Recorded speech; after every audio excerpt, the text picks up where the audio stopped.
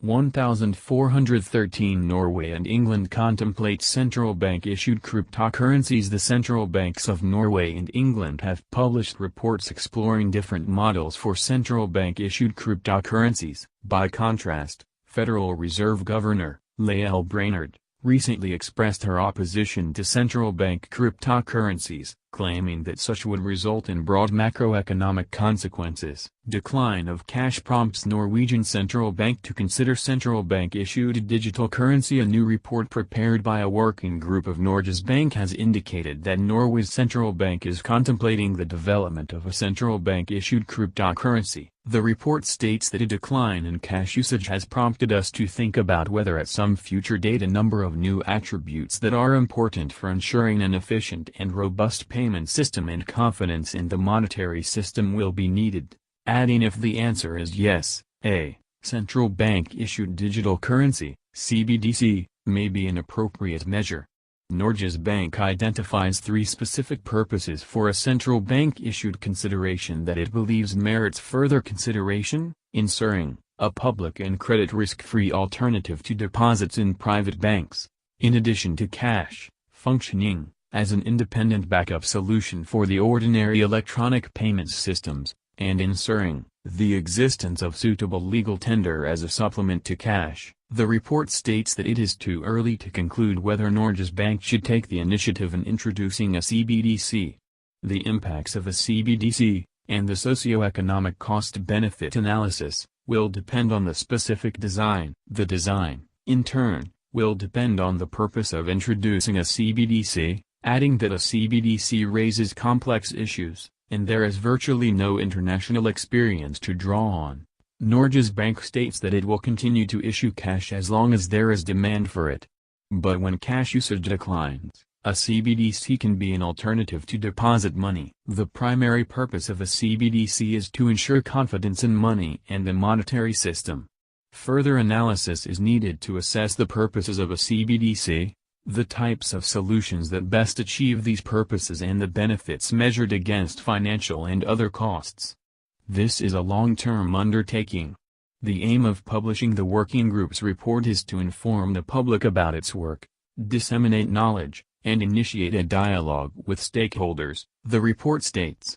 English Central Bank explores different models for central bank-issued cryptocurrency. The Bank of England has published a working paper exploring three potential models for central bank-issued digital currencies. The three models explored are the Financial Institutions Access Model, FI, the Economy-Wide Access Model, EU, and the Financial Institutions Plus CBDC-backed Narrow Bank Access Model, FI+.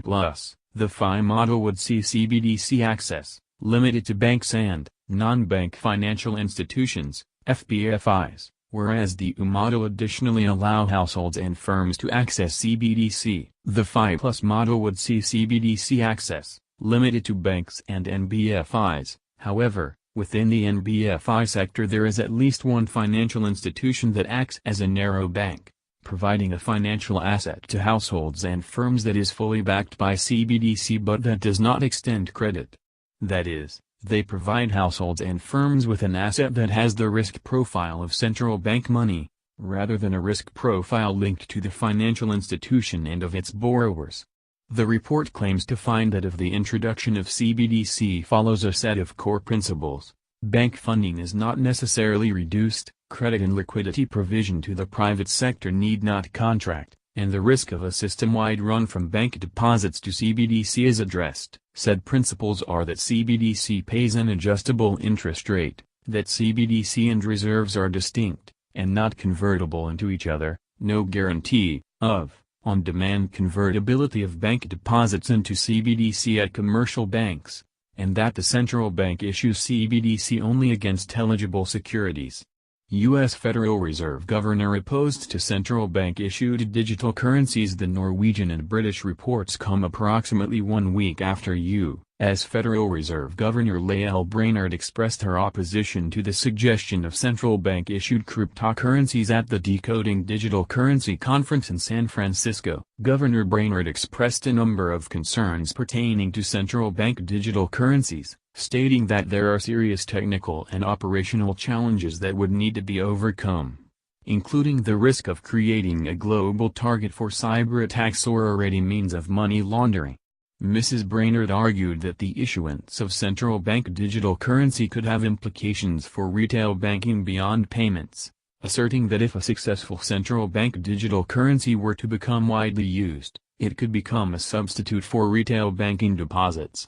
This could restrict banks' ability to make loans for productive economic activities and have broader macroeconomic consequences. The governor also claimed that the parallel coexistence of central bank digital currency with retail banking deposits could raise the risk of runs on the banking system in times of stress. Governor Brainard concluded that there is no compelling demonstrated need for a Fed-issued digital currency, adding that most consumers and businesses in the U.S. already make retail payments electronically using debit and credit cards, payment applications, and the automated clearinghouse network.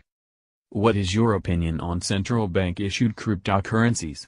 Tell us in the comments section below. Images courtesy of Shutterstock. Need to calculate your Bitcoin holdings?